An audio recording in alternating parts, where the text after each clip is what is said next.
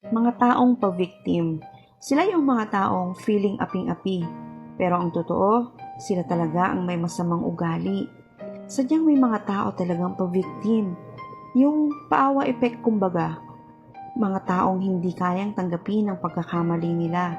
Tapos kung makakwento sa ibang tao, siya pa yung biktima. Sa kwento niya, siya yung inaapi. Pero kapag nakilala mo ng gusto, siya pala yung hindi gumagawa ng mabuti. Kaya bago kayo humampi, alamin niyo muna ang buong istorya. Dahil baka masyado kayong maawa sa maling tao na pa-victim at magaling magsinungaling. Kaya sa mga pa-victim dyan, huwag gumawa ng sitwasyon ikaw rin naman ang masisisi.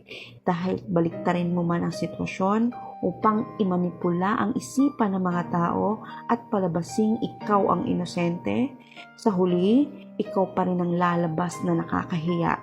Kaya lagi mong tatandaan, stop acting like always pa-victim sa mga sitwasyon.